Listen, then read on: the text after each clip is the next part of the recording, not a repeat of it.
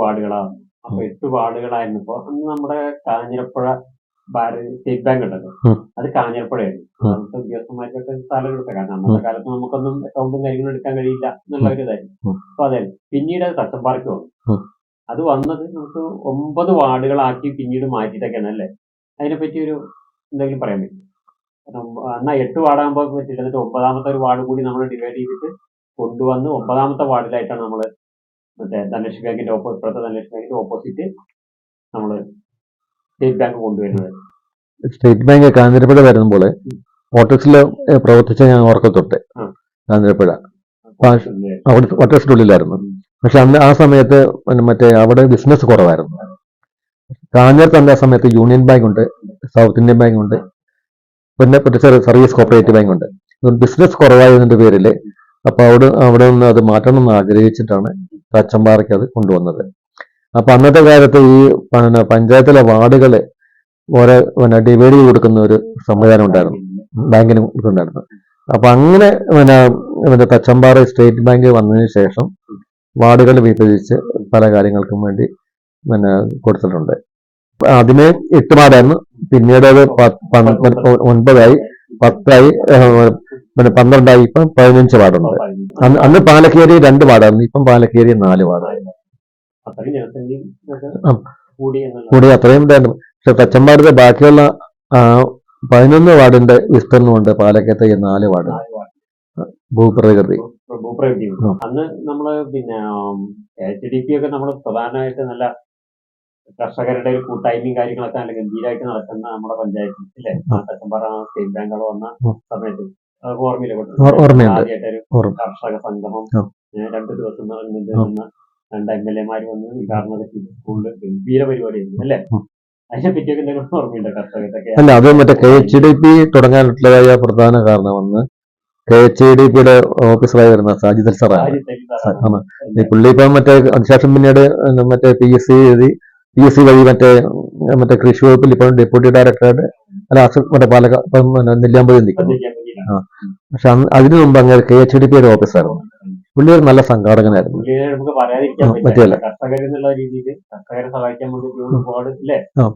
പുള്ളിയുടെ കഴിവും കാഴ്ചപ്പാടും കൊണ്ടാണ് അന്നത്തെ മറ്റേ ഈ വിപണിയൊക്കെ നന്നാക്കുകയും KHDP മാർക്കറ്റ് വിജയിപ്പിക്കുകയും ചെയ്തത്. VFC അന്ന് KHDP ആയിരുന്നു, പിന്നീട് VFPC ആക്കിയത്. അന്ന് KHDP ആണ്, അന്ന് കേരള ഹോർട്ടിക്കൾച്ചർ കോർപ്പറേഷൻ ആയിരുന്നു. പിന്നീട് അത് മാറിയിട്ട് അതിനകത്ത് രാഷ്ട്രീയം കെട്ടാണ്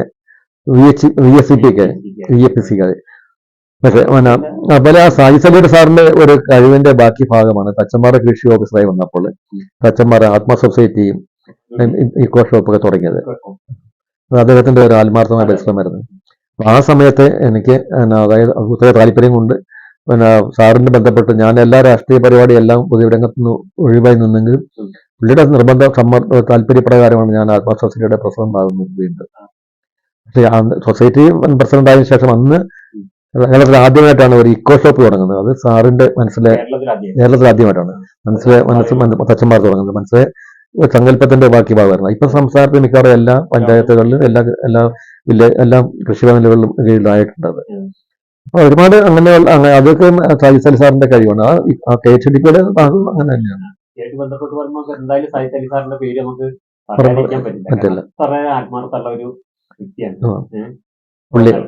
പുള്ളി അതുകൊണ്ടാണ് ഇപ്പം പുള്ളിയെ നെല്ലിയാമ്പതി ഫാമിന്റെ മറ്റേ പ്രൊജക്ട് ഓഫീസറായിട്ട് നിയമിച്ചിരിക്കുന്നത്. പിന്നെ പാലക്കയത്തെ പറ്റി പറയുകയാണെങ്കിൽ മറ്റേ ആദ്യകാലത്തുള്ള ഞാൻ പറഞ്ഞല്ലോ, മറ്റേ ഈ കൂട്ടായ്മ ആളുകൾ ഒരുമിച്ച് കൂടിയിട്ട് വീടുകൾ മേയുന്നു, അതുപോലെ മറ്റേ കപ്പ വാട്ടുന്നു, അങ്ങനെയുള്ള കാര്യങ്ങളിലും പറമ്പിൽ പണിയുന്ന കാര്യങ്ങളൊക്കെ ചെയ്യാം. അന്ന് കാലത്തൊക്കെ ഭയങ്കര ഒരു ബുദ്ധിമുട്ടുന്ന ഒരു കാലമായിരുന്നു. അന്നത്തെ ഒരു ഭയങ്കര കൂട്ടായ്മയായിരുന്നു കേട്ടോ. ആ കൂട്ടായ്മ ശരിക്കും പുതിയ ഭയങ്കര മഴയും കാലാവസ്ഥയൊക്കെ ഭയങ്കര. അന്നൊക്കെ ആളുകൾക്ക് അസുഖം വന്നു കഴിഞ്ഞാൽ മറ്റേ കസേരയില് ഇരുത്തി ചേട്ടി പുഴ കടന്ന് അക്കരെ കയറ്റിയിട്ട് അങ്ങനെയായിരുന്നു ഹോസ്പിറ്റൽ. തച്ചമ്പാറ മണ്ണാർക്കാട് ഈപ്പൻ ഡോക്ടറായിരുന്നു ഒരു പ്രധാനമായിട്ട് അറിയപ്പെടുന്ന ഡോക്ടർ ഉണ്ടായിരുന്നു. ഇപ്പൊ ഡോക്ടറെ അടുത്ത് ചെന്ന് കഴിഞ്ഞാൽ ഒരുവിധമുള്ള ആളുകളൊക്കെ അസുഖമൊക്കെ അന്ന് മാറുമായിരുന്നു.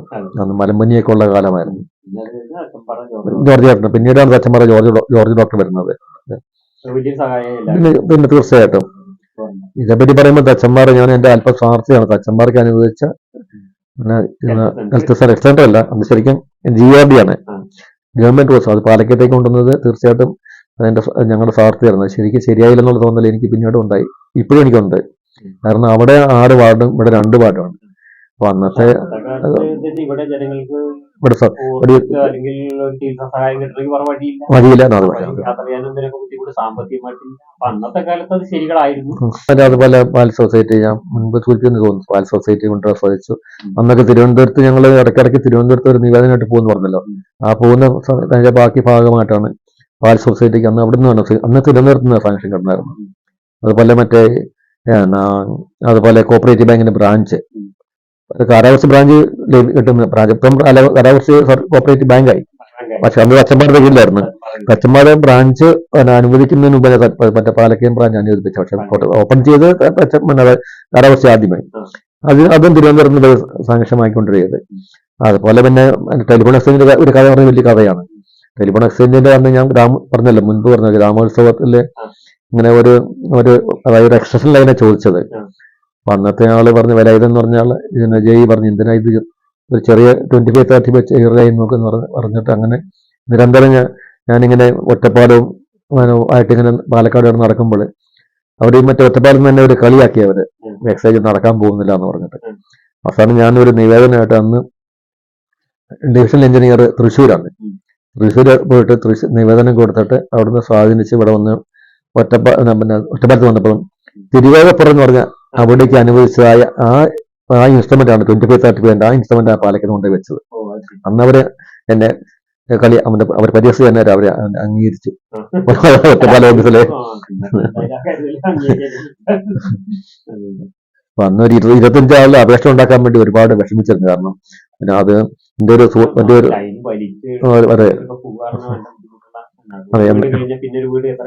ഒരുപാട് അകലെയാണ്. ഒരുപാട് അന്നത്തെ കാലത്ത് ഒരുപാട് സ്ട്രഗിൾ ചെയ്തിട്ടുണ്ട്.